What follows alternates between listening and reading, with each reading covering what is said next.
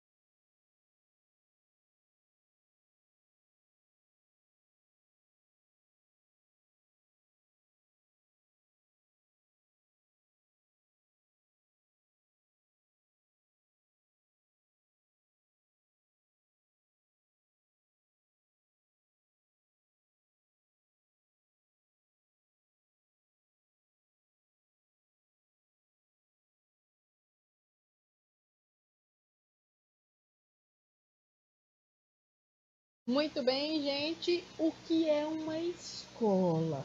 Então, geralmente, quando a gente faz essa pergunta, imediatamente somos remetidos a um lugar, a um ambiente, a um território, não é verdade?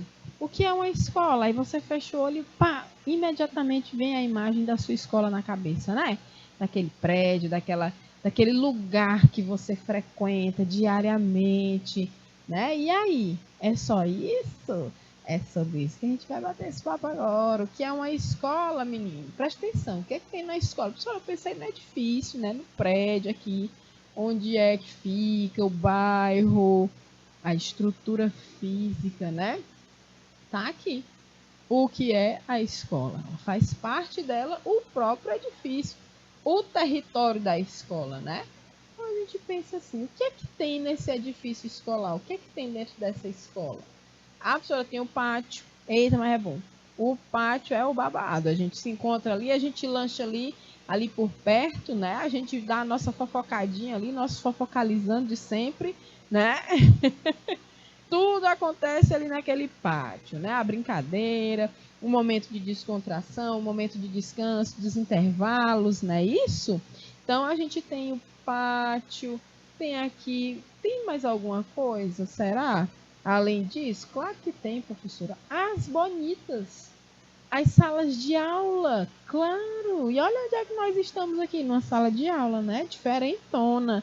Diferentona, porque uma hora dessas eu nem faço ideia de onde ou como você está assistindo essa aula.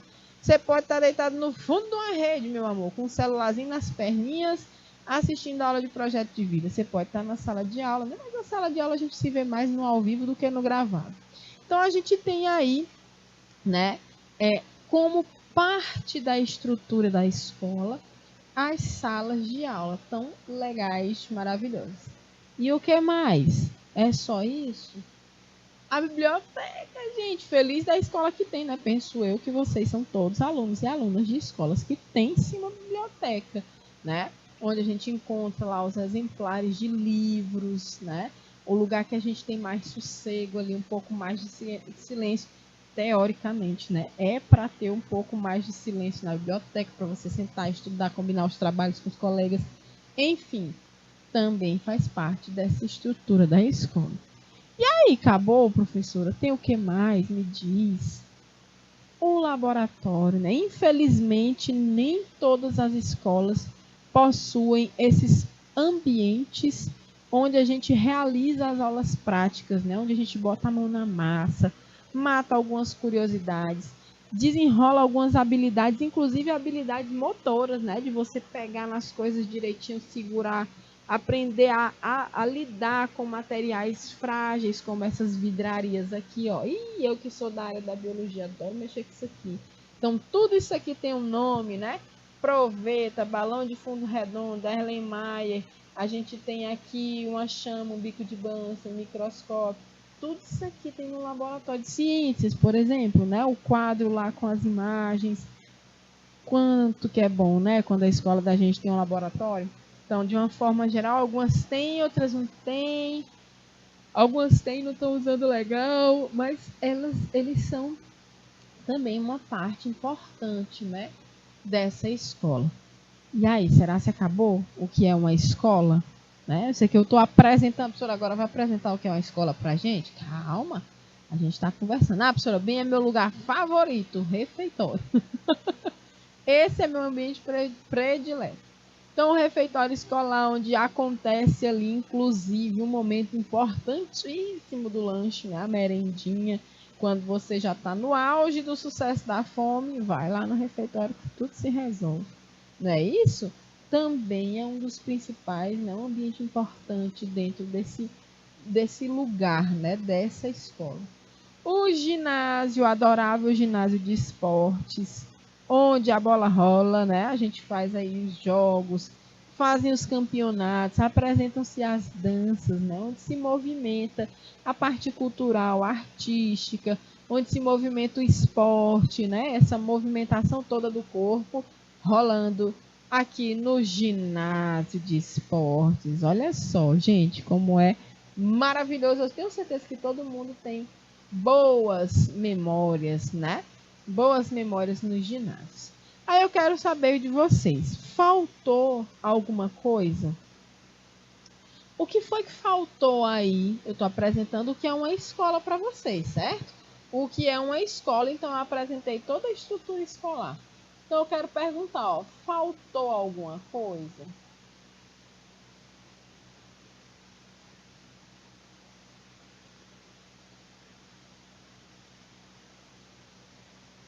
Ó, a carinha que faz é essa aqui de dúvida. Faltou alguma coisa? Se faltou, conta para mim o que foi que faltou nessa escola que eu já apresentei aqui para vocês. Vamos lá, fiquei curiosa.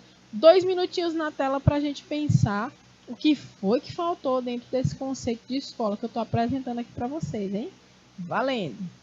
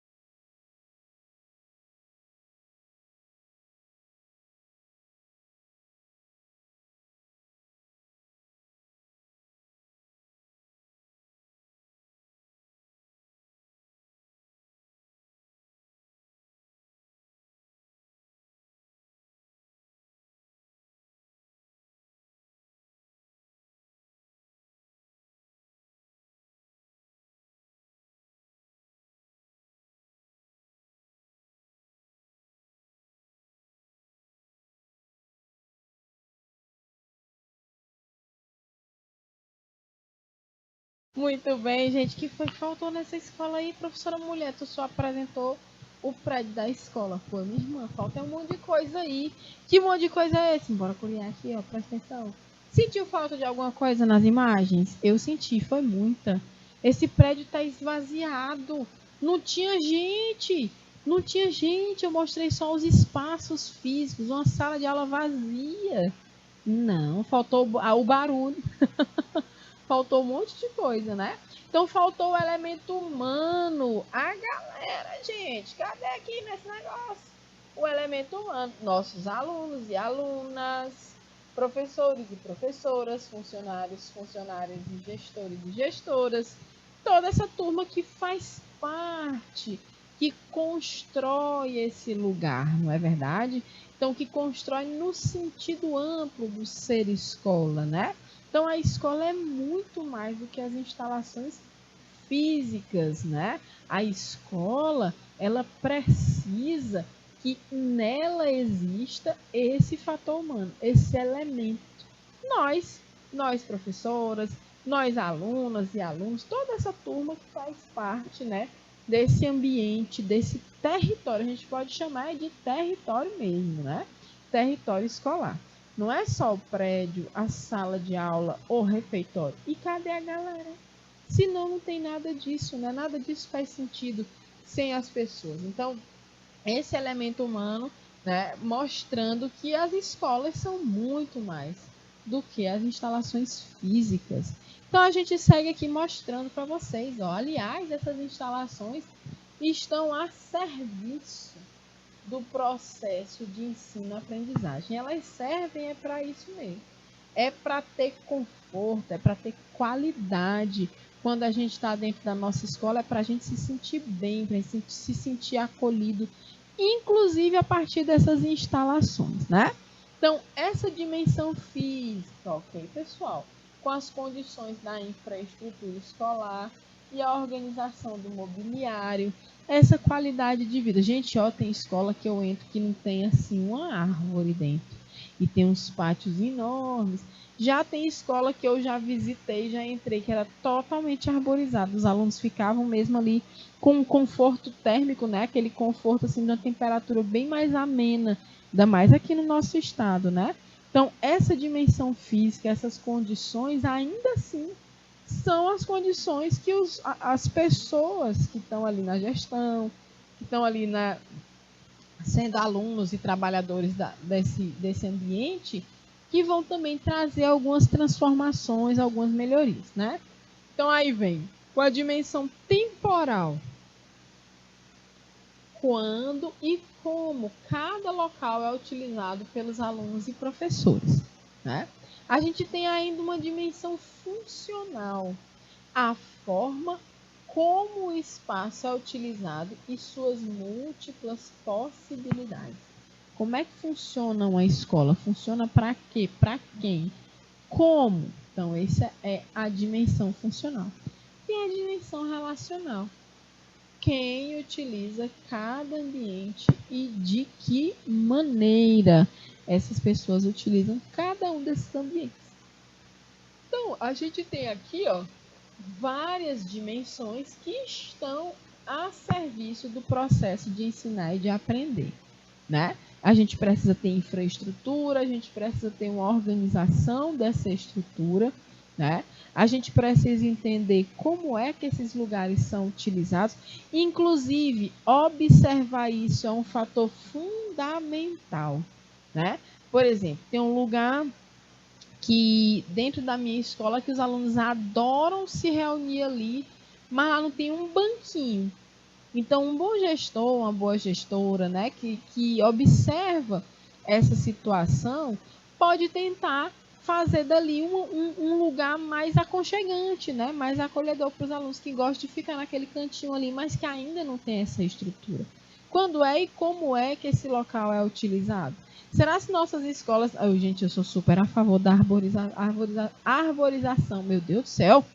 A arborização de todo canto, né? Por mim, a gente vive num lugar muito quente. Por mim, nós seríamos uma população que vive embaixo da copa das árvores. Porque melhora muito, né, o clima. Então, é bom que se observe, né? Como e quando esse lugar é utilizado, né? E ele, às vezes, tem bastante espaço, mas é subutilizado, porque, por exemplo, no turno da tarde, ou até mesmo de manhã, né? Porque o sol daqui não brinca. Fica um espaço danado e os meninos amontoados num pátio super quente, porque não tem um lugar com sombra nesse espaço grandão da escola, né? Bora pensar nisso, meter umas mudas aí, minha gente.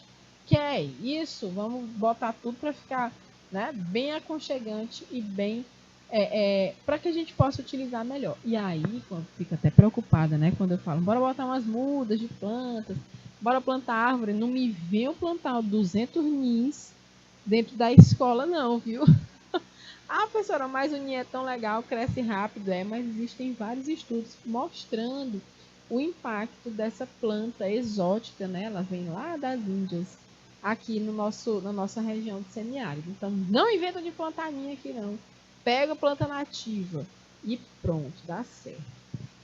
A dimensão funcional, né? Como é que ele é utilizado, esse espaço, as possibilidades de utilização. E aí, quem utiliza cada ambiente, como que utiliza, né? Então tem essa dimensão relacional. É interessante porque isso me faz lembrar de uma discussão, que nem devia ser discussão, gente, uma questão de infraestrutura. Já que, por exemplo, pessoas trans, né? Que ficam sofrendo mal aperreio porque não tem um banheiro. Tem um banheiro feminino, tem um banheiro masculino.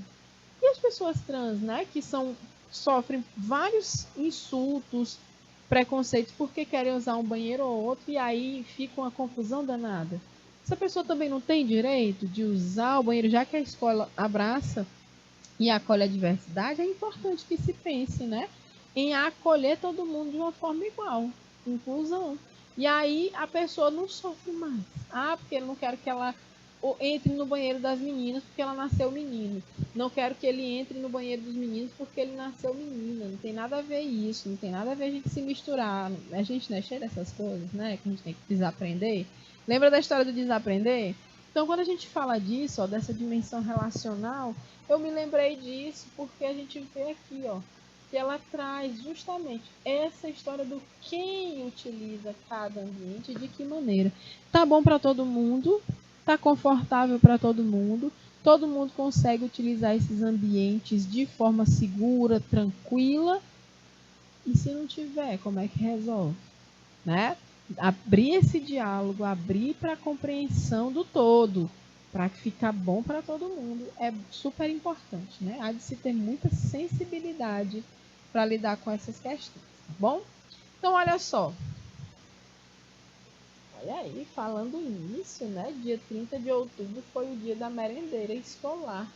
Uma pitada de amor, uma colherada de dedicação, elas dão mais tempero à nossa educação. Eita, mas é bom, né, minha gente? Então, parabéns e muito sucesso na caminhada de vocês, as nossas queridas merendeiras escolares, né, que tiveram seu dia aí para receber as devidas homenagens no dia 30 de outubro. Aliás, nós estamos no mês de outubro, vai ser dia 30 de outubro. Eu estou confundindo outubro com setembro, a professora já está bugada uma hora dessas. Então é isso mesmo, dia 30 de outubro, no final desse mês, não foi 30 de setembro, professora? Presta atenção, mulher. 30 de outubro vai ser o dia da merendeira escolar, então estão avisadas e avisados. É para ir lá dar um cheiro nelas, dar um cumprimento e mostrar o tanto que elas fazem parte, né, dessa vida da gente, o tanto que elas são importantes e o trabalho delas também, né? Além das instalações físicas, toda escola é composta por uma comunidade educativa. O que é essa comunidade? São as pessoas que participam do processo de ensino-aprendizagem. Aí eu quero que a gente relembre aqui. Quem é que participa desse processo? Professor, o estudante. Certo. Os alunos, né? Quem mais? Professores. Quem mais? A gestão, a direção da escola, coordenação, né? Vou botar aqui, gestores. Quem mais? Só isso? Não, professora, tem as famílias. As famílias dos nossos alunos. E tem, sabe quem ainda mais? A comunidade. Essa comunidade é o bairro que a escola está, onde é que ela está inserida. Essa comunidade ela também faz parte, né, desse processo de ensino e aprendizagem. Então, alunos, professores, gestores, as famílias, né, dos alunos, a comunidade, todas estão em contato dentro dessa comunidade educativa, né? Dentro desse ambiente escolar, tá bom? E tem participação nesse processo de ensinar e de aprender, tá bom? Então, quem é que vai fazer parte? Como é interessante a gente pensar nisso, só para a gente delimitar aqui direitinho, né? Quem é que vai fazer parte dessa comunidade escolar? Vamos comigo aqui, ó. O corpo docente. Docência, são os professores e professoras, né? Da nossa educação. Então, esse é o corpo docente. O corpo discente, os nossos alunos, falei também agora. A direção da escola, diretor, diretora, vice-diretor, vice-diretora, né? O corpo pedagógico, coordenação, coordenação pedagógica, supervisor, supervisora, né? Estagiários, monitores, enfim. Corpo pedagógico que faz parte total desse processo de ensino-aprendizagem, né? O corpo administrativo, olha como é interessante, isso eu não tinha falado lá no outro slide. Esse corpo administrativo tem os funcionários e funcionárias, né? Secretário, secretária, A bibliotecária ou bibliotecário, né? Quem cuida da biblioteca, da portaria, né? Sempre tem um porteirinho lá. Tem a segurança, tem a secretaria, tem o caixa, o financeiro em algumas, né? Então a gente observa que esse corpo administrativo é quem faz a escola também funcionar e faz parte desse processo de ensino e aprendizagem, tá? A gente vem ainda com as famílias, né? Falei para vocês agora há pouco. Os pais, mães, vós, tios, tias, que são responsáveis pelos nossos alunos. A família faz parte do processo de ensino-aprendizagem. É a família quem é comunicada de tudo que acontece, né? Quando a gente está dentro da escola. É com a família o nosso diálogo. Quando as coisas não vão bem, quando as coisas vão bem. A família ela está sempre sendo chamada, comunicada das situações dentro desse ambiente escolar. A comunidade local como mais um integrante, né, da comunidade educativa. Então você observa que as associações de moradores, as igrejas que têm, os terreiros, as associações, as lideranças, né, dos bairros, o conselho tutelar se houver, os vizinhos da escola, né, as pessoas que moram ali no entorno, tudo isso aí faz parte. Porque um ambiente desses, ele traz impactos para o lugar onde ele está inserido. E esses impactos, gente, quando a gente fala de impacto, não vamos pensar só no negativo, não. Esses impactos podem ser muito positivos. Quer ver um negócio que eu acho massa de integração entre a escola e as comunidades? Quando eu era mais jovem, né, que eu ainda era estudante de ensino fundamental, médio, as escolas elas faziam, hoje é por causa da pandemia também, né, que, enfim, mudou muito a forma de fazer algumas coisas, né? Espero até que a gente retome uma coisa chamada de Feira de Ciências. Se tivesse uma coisa que eu amava, era o dia de Feira de Ciências. Por quê?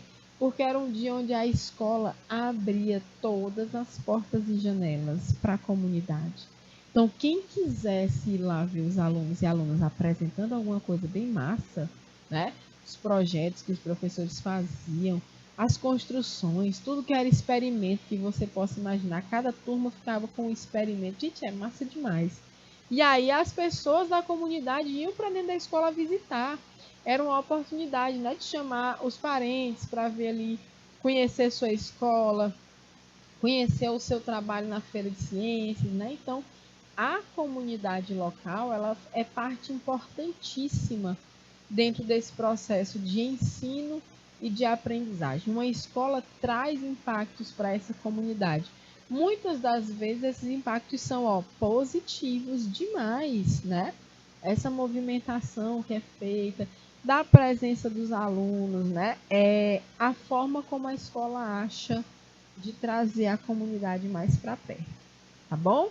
Então, existe toda essa comunidade educativa aí, todo mundo que está citado aí, de 1 a 7, fazem parte dessa comunidade educativa.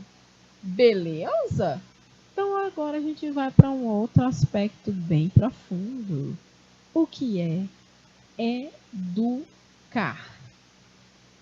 Responde para mim. O que é educar? Hein? Essa é a nossa questão. Educar é resolver equações matemáticas? Senhor, eu acho que também, né? Também. O que é educar? Ih, risquei bem o rostinho do meio. Educar é aprender a ler e a escrever? É também.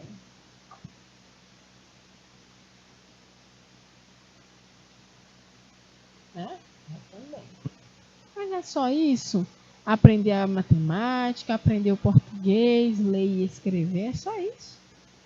Desenvolver competências e habilidades em componentes curriculares e áreas de conhecimento, né? Ou seja, educar é só fazer a gente cumprir os nossos objetivos enquanto professoras e professores que estão lá relacionados com os objetivos do nosso momento ali com vocês? Será que é só isso? Vão pensando aí, hein? Que é educar? Vamos lá conversar um pouco, né? A educação é muito mais do que aprender a ler e a escrever. Ou desenvolver habilidades e competências, né? Ela é um processo formativo. Processo formativo, ela é uma formação.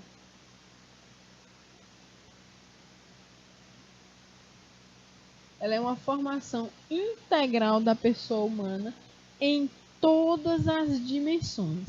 A educação é a formação total de um ser humano nas dimensões físicas e estéticas, né? O seu eu com o seu corpo, a dimensão afetiva, cognitiva, né? Que tem a ver com a questão do aprendizado, da forma como você se relaciona, né? Na dimensão comunitária, social, ético-valorativa, né? Então, quando você está ali dentro de situações que vão te ajudar a compreender melhor os outros, né? Tua comunidade, enfim. Então, a gente tem tudo isso aqui como um dos conceitos de educação, ou seja, essa educação é um processo de socialização dos indivíduos. Tá certo, gente? É um processo de socialização, de tornar o indivíduo um ser social, que tem condições de viver na sociedade de forma digna, respeitosa, né? Então é para isso que a gente educa. A gente não educa só para aprender a ler e escrever, não. Isso não é educação, isso é alfabetização, é outra coisa. Faz parte da educação. Mas a gente educa para tanto mais, né? Não é só desenvolver habilidades e competências que são de nosso interesse aqui, que são alinhados aos documentos, não é só isso, né? Então é uma formação integral, total. A gente é educado para tudo, né? Para tudo. Então todas essas dimensões que a gente falou fazem parte da educação. Então, pela lei de diretrizes e bases, a nossa LDB, né?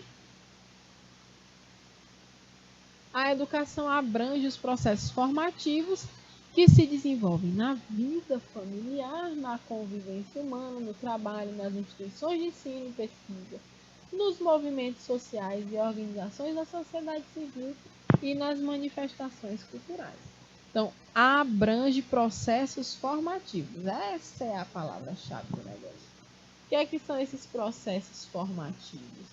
São os processos, as formas pelos quais você está se formando, né? Você está se formando um cidadão, você está se formando uma pessoa, um ser humano, você está se formando numa determinada profissão. É assim que a gente faz, né? Abrange processos formativos que vão te produzir uma formação, tá? Que se desenvolve em todos esses aspectos da vida da pessoa. Isso segundo a Lei de Diretrizes e Bases da Educação, nossa LDB, tá? E aí a gente precisa se reconhecer como jovens estudantes, né, meus amores? Reconhecer-se como jovem estudante. Tem gente que nem se reconhece como estudante, não tá nem aí.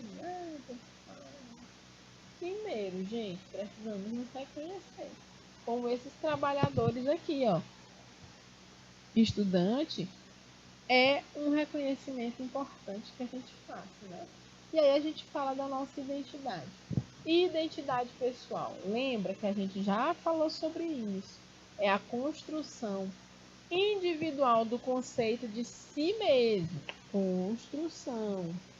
A gente vai formando com o passar do tempo, com as experiências que a gente passa, vivencia, né? Então, essa identidade pessoal é essa construção que só eu faço para mim, né? Do conceito de mim mesmo.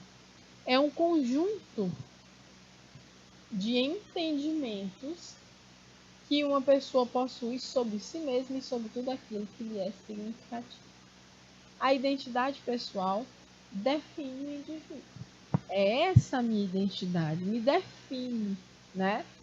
Essa identidade, ela abrange vários aspectos, os físicos, os emocionais, né, os psicológicos, os aspectos que tangem, né, desde a nossa aparência até a nossa forma de ver o mundo e de responder às tantas situações, né? A como é que eu vou agir diferente de diante de alguma situação. Então isso tem a ver com a nossa identidade também, né?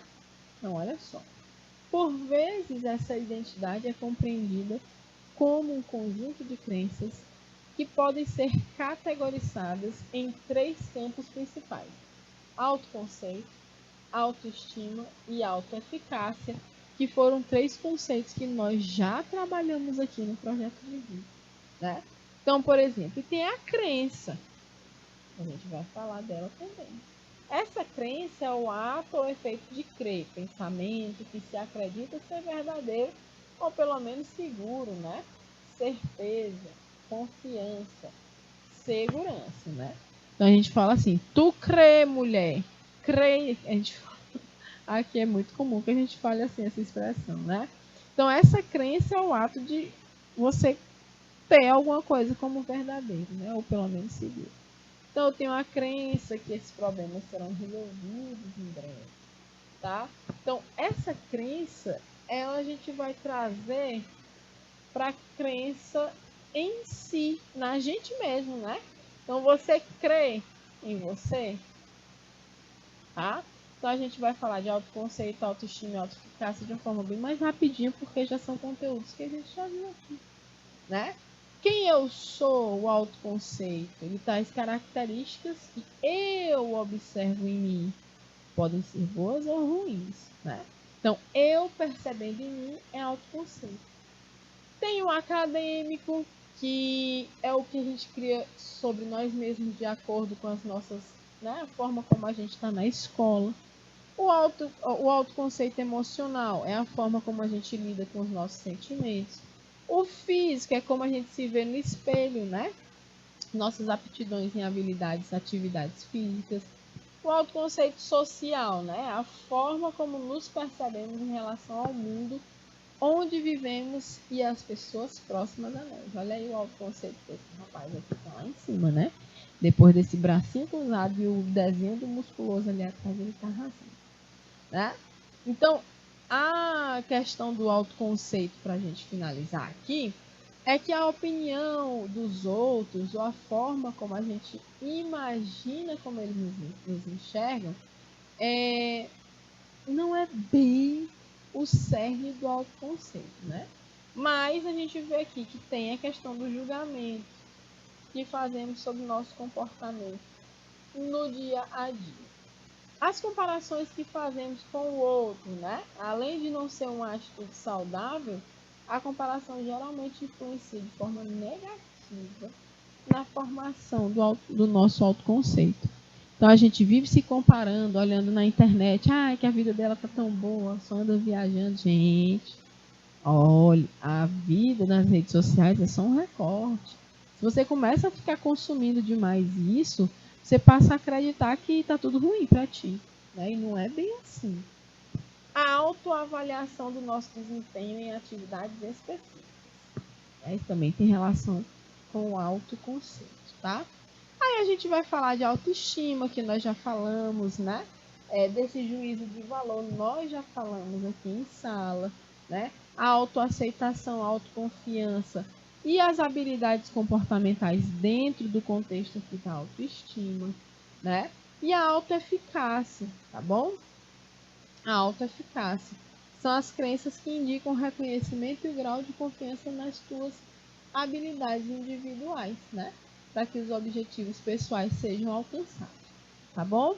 A palavra-chave é a autoconfiança, tá?